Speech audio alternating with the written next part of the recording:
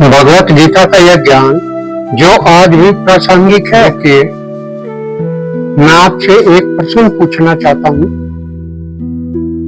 क्या आपको कभी ऐसा लगा कि आपके पास सब कुछ है लेकिन फिर भी मन में शांति नहीं?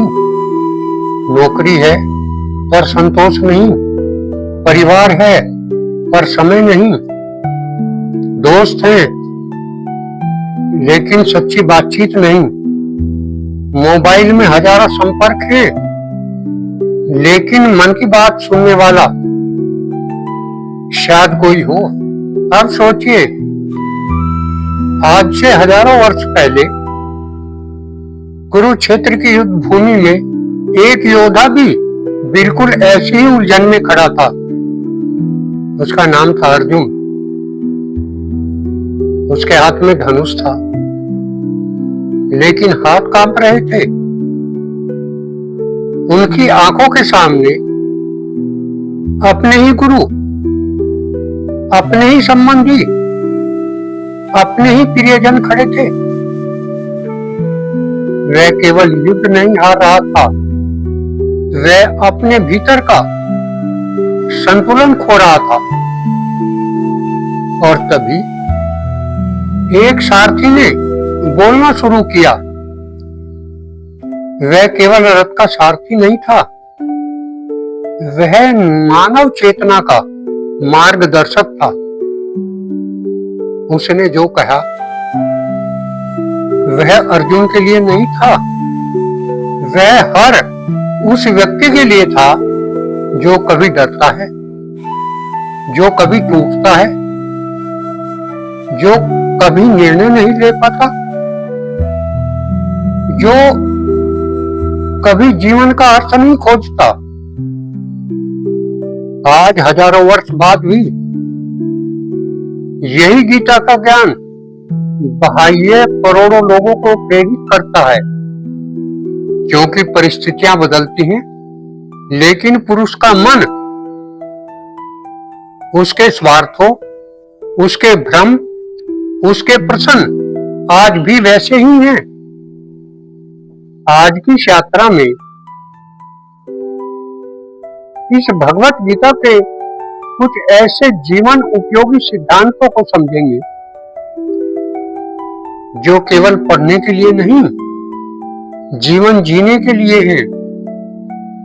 हम यहाँ गीता के उन विचारों को समझने का प्रयास करेंगे जो आज के जीवन में भी प्रेरणा और आत्मचिंतन का स्रोत बन सकते हैं। तो एक गहरी सांस लीजिए, अपने मन को शांत कीजिए और आइए कुरुक्षेत्र की उस भूमि पर चलते हैं जहां केवल एक युद्ध नहीं हुआ था बल्कि मानव जीवन के सबसे बड़े प्रश्नों का संवाद हुआ था।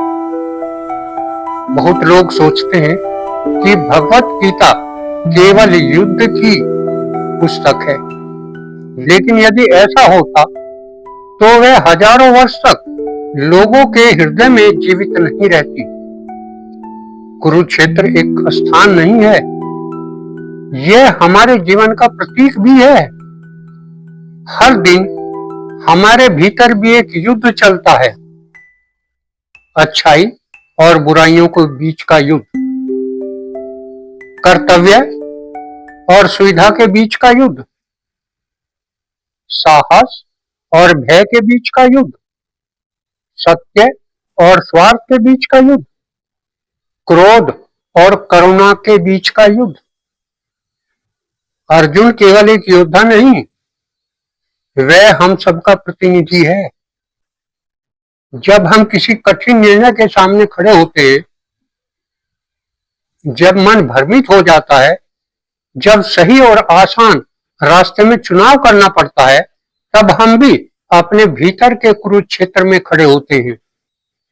और शायद इसलिए भगवत गीता आज भी प्रासंगिक है, क्योंकि यह केवल युद्ध जीतना नहीं सिखाती, यह स्वयं पर विजय प्राप्त करना सिखाती है। कल्पना कीजिए, पूरा युद्ध क्षेत्र मौन हो गया है, हजारों रथ, लाखों योद्धा, शंखों की गूंज और उनके बीच एक महान योद्धा अर्जुन, जिसने कभी किसी युद्ध से भय नहीं खाया, आज अपने ही मन से हार चुका है। उसके हाथ कांप रहे हैं, उसकी आंखों में आंसू हैं। वह अपने धनुष गांडीव को नीचे रख देता है और कहता है, मैं यह युद्ध नहीं लड़ सकता। क्या यह केवल अर्जुन की कहानी है? नहीं, यह हम सभी की कहानी है।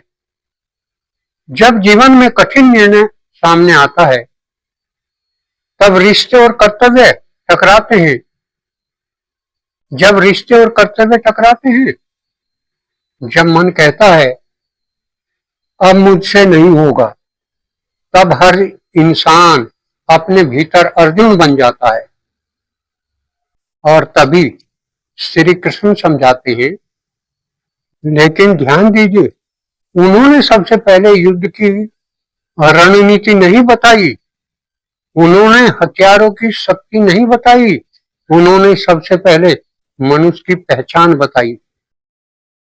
पहला सत्य, तुम केवल शरीर नहीं हो।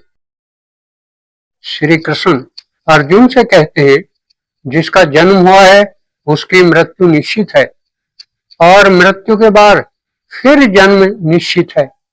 इसलिए जिस परिवर्तन को टाला नहीं जा सकता, उसके कारण शोक में डूबना उचित नहीं है। इस शिक्षा का उद्देश्य भावनाओं को नकारना नहीं, बल्कि यह याद दिलाना है कि जीवन में परिवर्तन एक स्वाभाविक नियम है। आज हम भी उम्र बदलते देखते हैं, रिश्ते बदलते देखते हैं, परिस्थितियां बदलती हैं, लेकिन फिर भी हम हर परिवर्तन को रोकना चाहते हैं। यहीं से दुख शुरू होता है। कल्पना कीजिए, शरद ऋतु में पेड़ों से पत्ते गिरते हैं। क्या पेड़ रोता है? नहीं, उसे पता है कुछ समय बाद नई कोपलें फिर आएंगी। प्रकृति परिवर्तन का विरोध नहीं करती, लेकिन मनुष्य हर परिवर्तन से डरता है। नौकरी का डर, रिश्तों के बदलने का डर, असफलता का डर, बुढ़ापे का डर, और सबसे बड़ा मृत्यु का डर।